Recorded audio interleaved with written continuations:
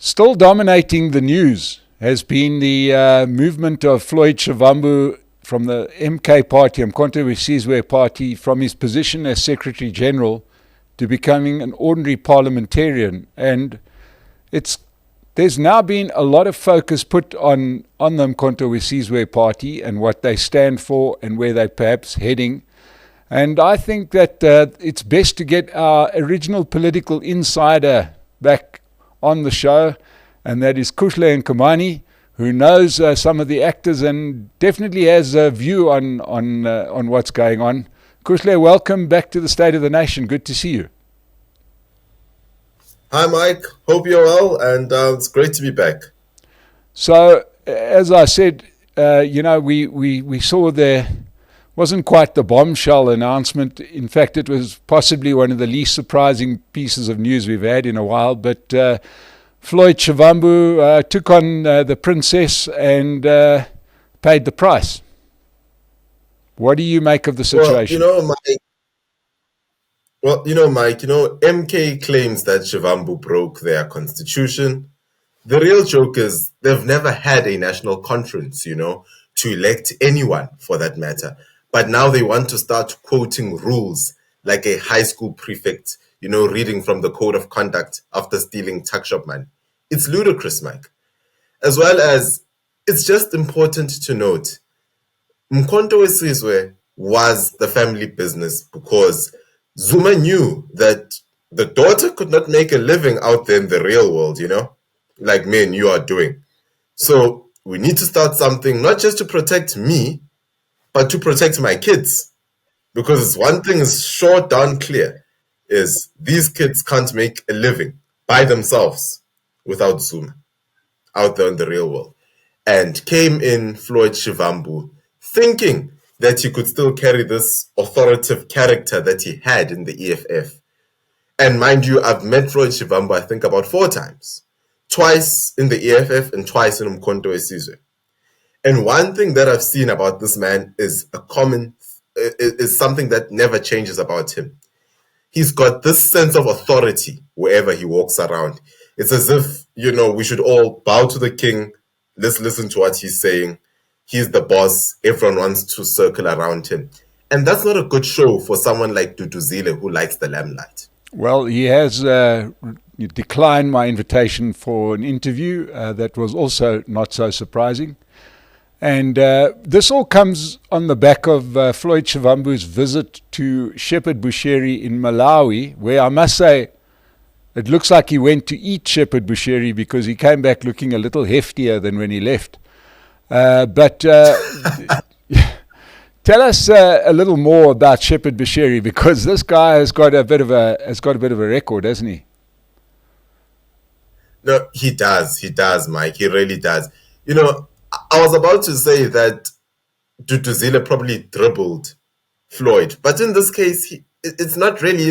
I think, like you so rightly said in yesterday's Political Insider, in Floyd's infinite wisdom, you've just got to ask yourself, what on earth was the man thinking to actually take a plane and fly for 4 hours out to Lilongwe and get down there, spend a day or two, and then meet Busheri? That somewhere along this point of traveling, it didn't come to your mind that, no, this trip should not be publicized if I really need to go there. It should just be between me and this guy. But goddamn right, he had to publicize it. And, like you perfectly put yesterday, politics has got patient players.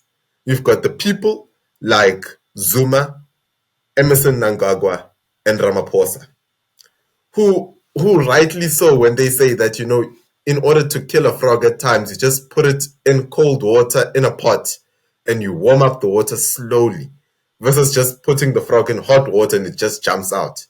And that is what they've been doing.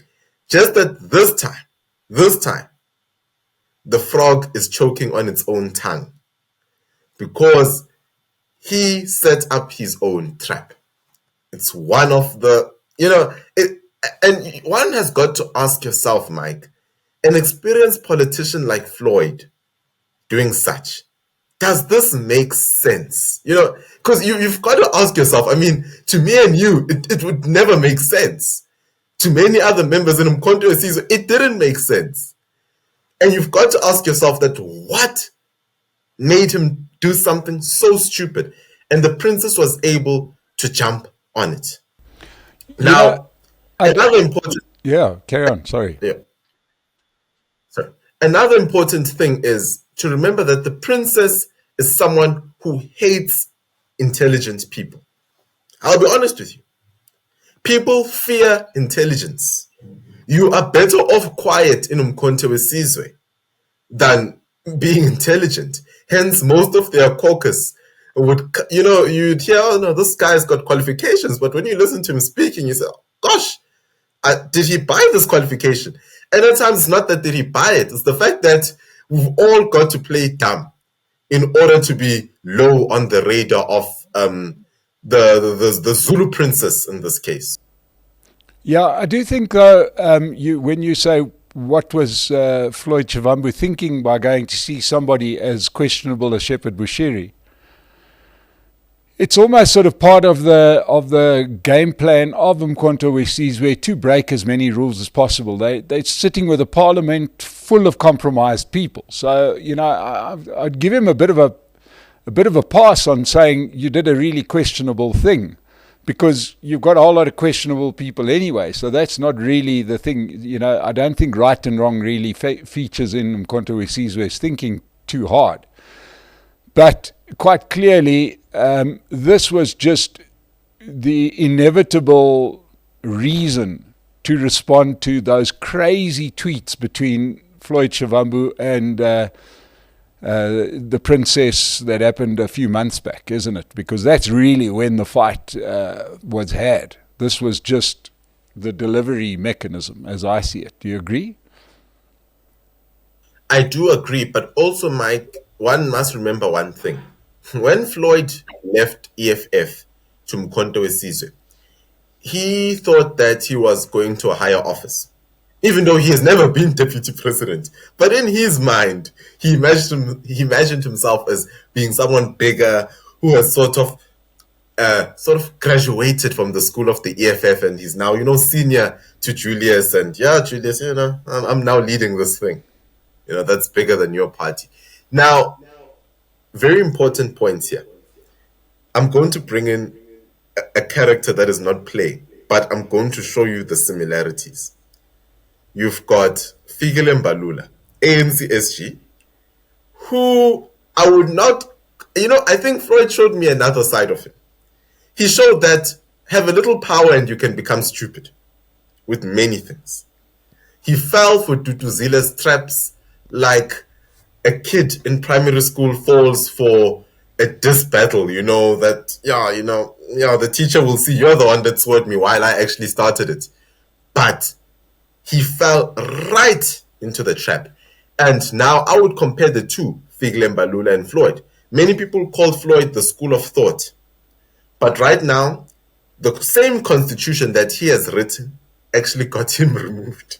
It's so funny, that the same piece of legislation that he was there to write out delicately and explain, you'd used to see him go to press statements with that green book and say, yes, this constitution, the same constitution, the first person it punished outside of Jimmy Mani was Floyd Shivambu. It's shocking. But yet again, one has to compare Fikile Mbalula and Floyd Shivambu. And I'm going to compare them on the basis of they both reacted terribly under power. They both did. Fikile has been terrible. We won't go into that. But Floyd has just been so terrible that I don't think he will ever hold a higher position.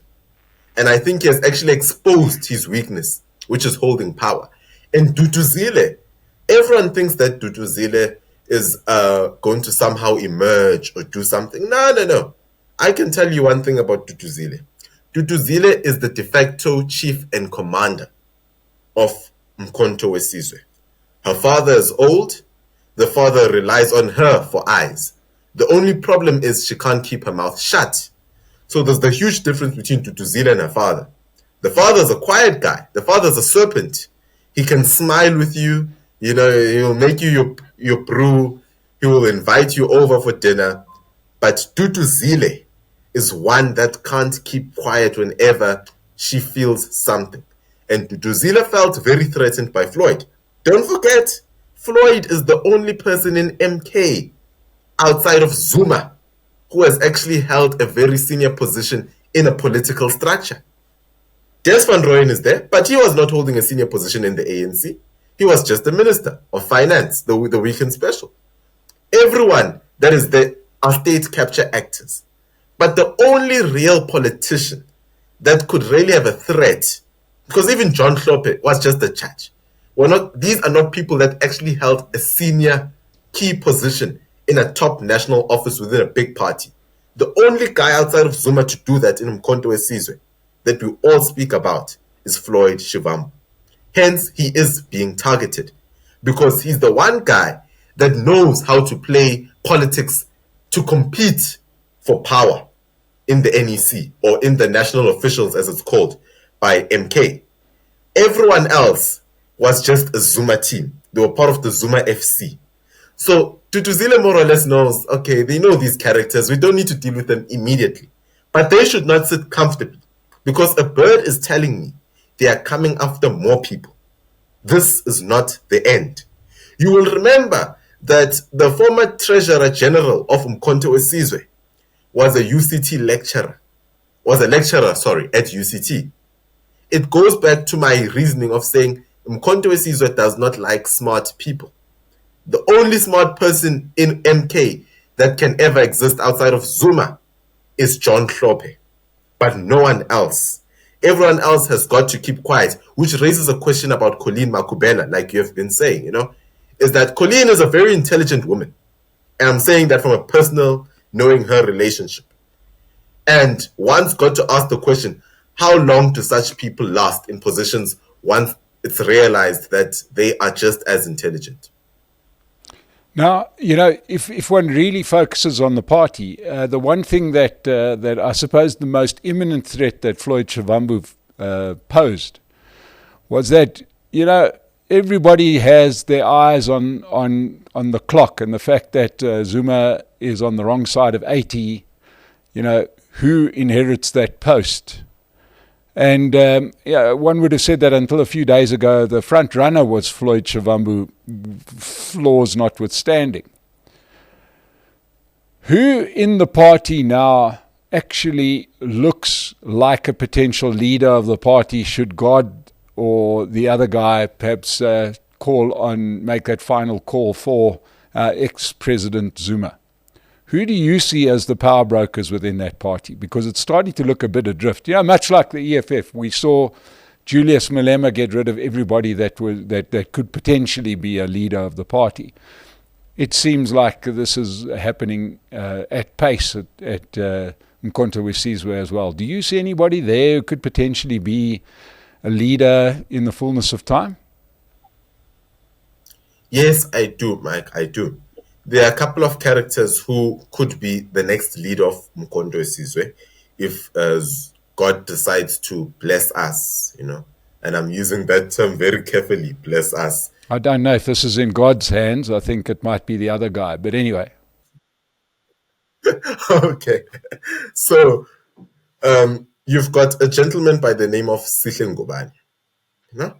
He's not a very popular man amongst many people. But for someone like myself, I do know him.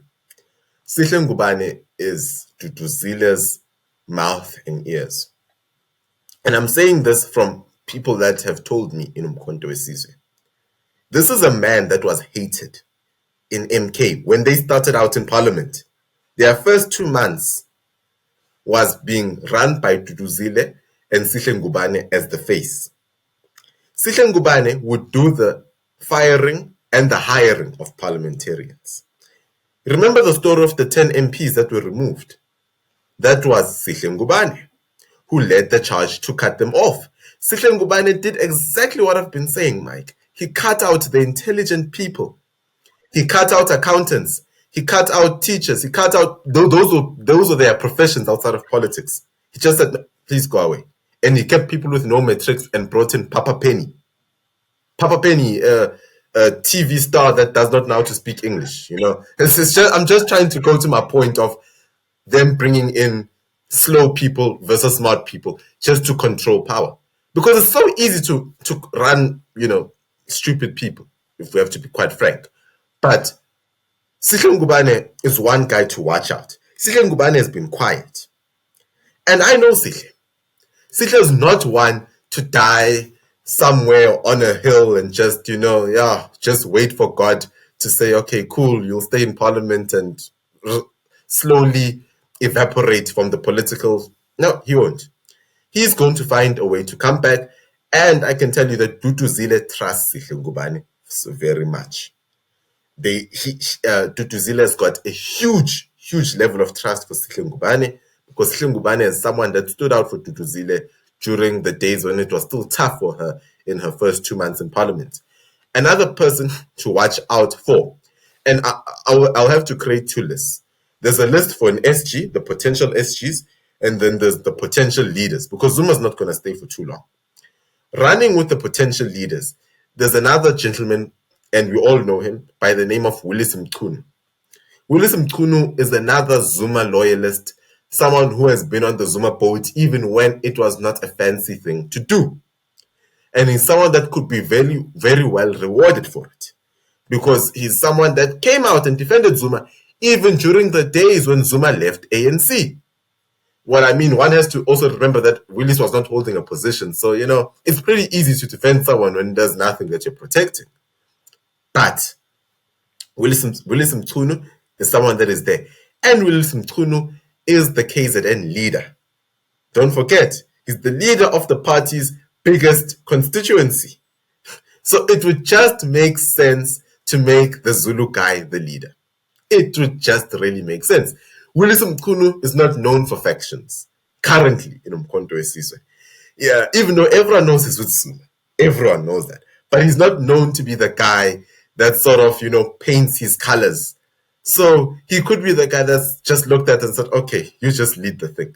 But one must not forget, Mike, as soon as Zuma drops dead, this house is going to come down falling like a deck of cards. Because if Dudu Zuma thinks that she's got friends and she's got allies, trust me, they are only playing for the father. They know that Dudu Zuma is not the brains. She's just the spotter, she can just see like me and you. But she's not the brains. And everyone is waiting for that day when Zuma is called back to his home.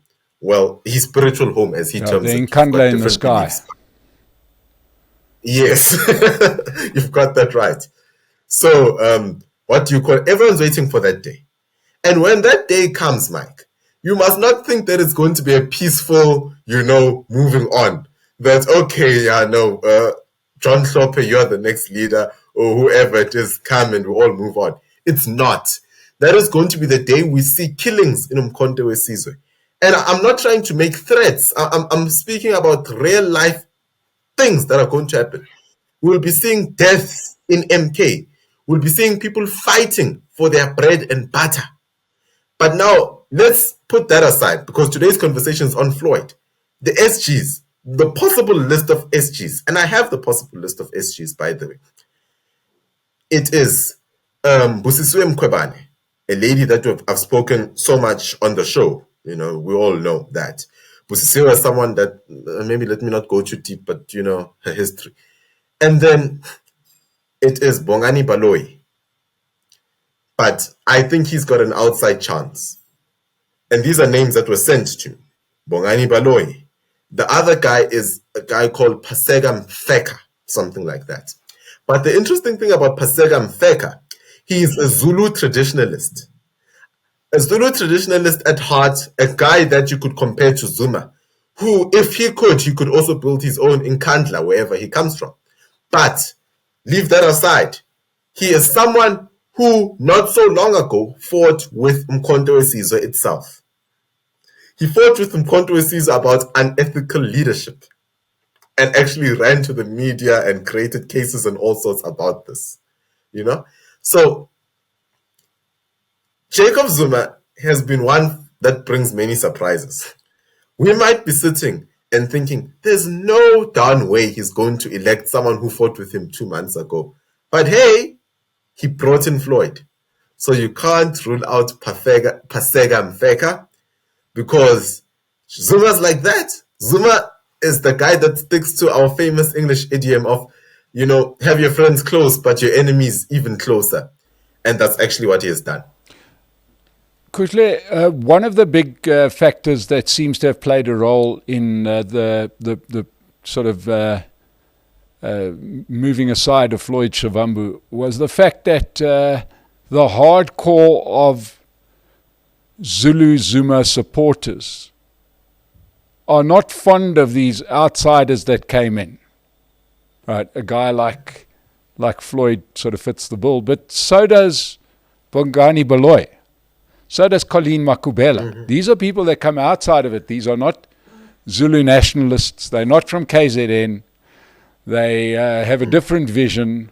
They seem to just be there for the job that they are taking, in the eyes of many of the loyalists, taking the jobs of Zulus. So, is it not, fanciful to imagine that somebody like Bongani Baloyi does end up, climbing the ranks? He's just got a target on his back probably already. Same with Busisiwe and Kobani. Same with Colleen Makubela.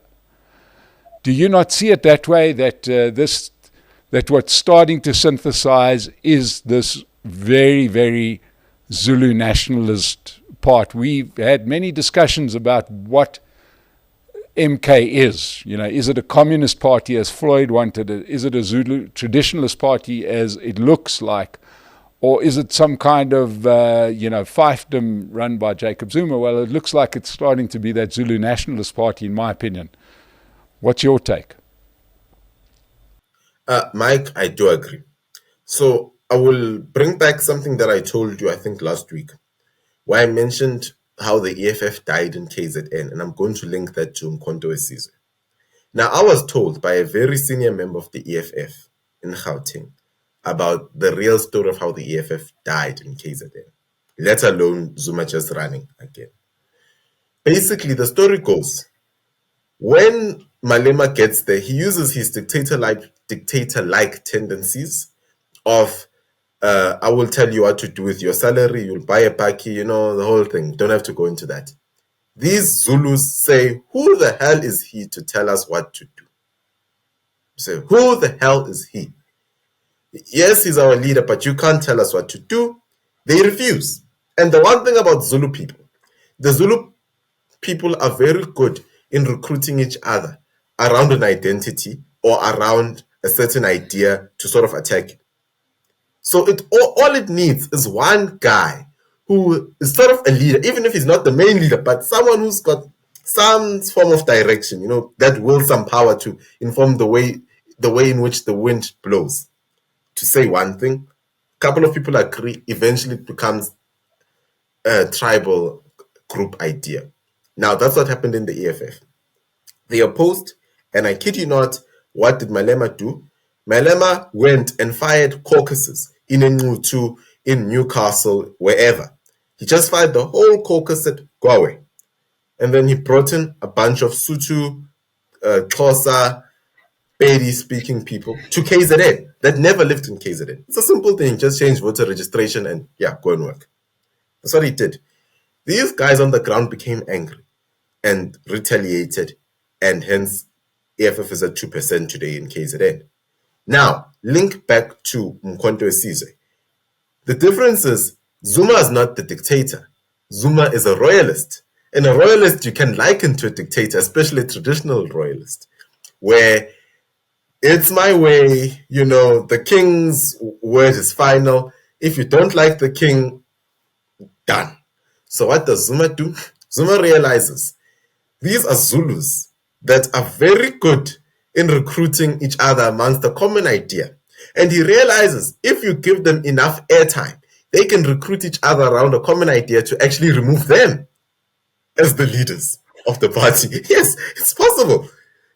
Sometimes, it's the same story of the Jews. The Jews are the guys that killed Jesus, in biblical terms, that sometimes it's your own that are out to get you, you know. But now that goes to why Zuma would go and outsource talent, if one could say that, you know. Well, maybe we should not call it talent, but outsource material. You know, he'd fetch Colleen, fetch Bongani Baloyi. And mind you, he's not fetching, the cream of the crop. He's fetching talent that has been through. Yeah, exactly. You know, people that just started one seat parties eventually, and okay, come, let's work together. Now, like I said, Mike, Zuma is going to see this as time goes on, that his support in KZN is diminishing. You know, it's diminishing, not that it's insignificant, but it is dropping.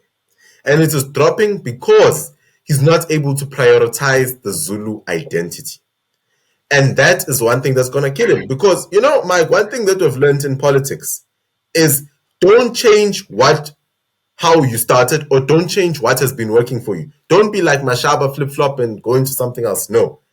Also, Zuma was not supposed to change and outsource and hire so many people. Yes, it made sense to bring in Floyd because Floyd was the DP of the EFF. I won't say it made sense, but it was an okayish move because it killed the EFF in a way. It was understandable. But, exactly. But to bring in Colleen, to bring in Bongani Baloyi, what do they bring to the party? Like, honestly speaking, I mean, if I had to start a party today, I would be looking for people that bring something. You know, you can't just tell me that you're the mayor of a very small town in Gauteng where everyone gets clean audits. I mean, even Zuma could be getting clean audits in Midvaal. Steady on. All of a sudden, you know. Steady on. Exactly, you know. So you've just really got to ask the question. And I think Zuma basically decided to run this place as if it was a chiefdom. You know, the same way Shaka Zulu ran his chiefdom. You know, just bring in a bunch of people that never lived in the area and just think life will be merry. I want to ask you, because the one thing, okay, so we've spoken about the inside machinations within the party and where, you know, what might happen. But I always find that, ever since we started State of the Nation, there's always been this very strange thing where politicians talk politics, but they don't talk voters. Now, you know, I have said from the start that MK resembles Cope. And everybody has shot me down because they say, no, Zuma is a super chess player. He plays 5D chess. I don't know what the fifth dimension is, but that's good.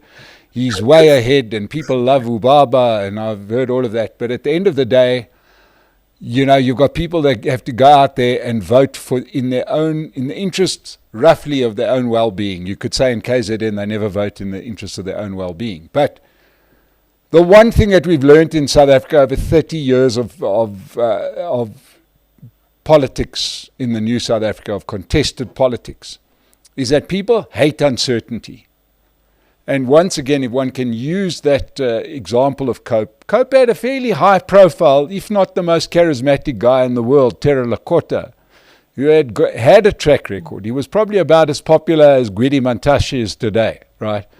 And he was the leader, and then there was a leadership battle, and then there was internal fighting. And the bottom line is that it was a real sort of one of those, you know, tiresome stories, a bit like the Umkhonto we Sizwe one. And the voters said, you guys carry on. We are just not going to vote for you because we don't see any way that while you are fighting each other, that you're going to fight for us, the voters. And that party went into steep decline almost immediately. Do you see that happening with Umkhonto we Sizwe? Because to me, this is the most important thing. Let's be honest. Who cares who the Secretary General is? Who cares who the leader in Parliament is, as long as the road doesn't have potholes and water runs out of my tap? Now, people get that sense that party chaos is not going to lead to good service delivery, and they vote accordingly. We saw the ANC drop precipitously in the last election because they refused to take heed of this lesson. Do you see MK making a forward step from the step they made in the last general election? No, no, no, no. Mike, I think you really summed up what I wanted to actually get to, which was a very important part, which is the Mkhonto weSizwe Party, Mike, is not immune from factions of what I would call African political party factions. It happens to most African, I don't call them black parties, but African political parties. Now, the big thing that's very important here, Mike, is the party probably won't start dying in KZN. Don't focus on KZN if you want to kill Mkhonto weSizwe. That's a bad thing. You don't need to focus on KZN. Just leave KZN. Focus on Gauteng. Focus on Mpumalanga. Those guys are going to wake up and smell the coffee, because those are the two big voting bases outside of KZN. Now remember, there was excitement, hence they voted for MK in some of these provinces. Right? There's this excitement of this new baby on the block who are going to vote for it, and it's led by the leader in his infinite wisdom, Zuma. Now, what will happen is, Gauteng, next year's local government elections, MK won't do as well as they predicted. And I'm saying this on record, Mike. In Gauteng and Mpumalanga, these two provinces, they will not do as well as they predicted. After not doing as well as they predicted, don't think that the death is going to happen in next year's elections. No. But there won't be growth next year. I can assure you. There might be growth in KZN for a different reason. But in other parts of the country, like the two, highlight the two, Mpumalanga and Gauteng, there won't be growth. Once that stops happening, it's the nature in life where there are people that are just looking for jobs, like you said, Mike. They will resign. All it takes is for one person to leave the party. And then you start having a couple of shaky figures. It's really all it takes, Mike. Because remember, now there's no one significant or no one of significance who has left MK. So it sort of looks like a mud hut that is trying to survive against the wind.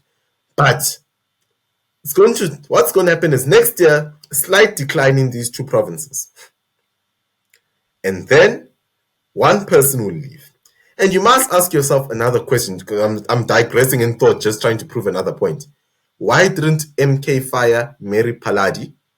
Or why didn't they sort of really just, please just leave us? No, they understand the importance of people not leaving.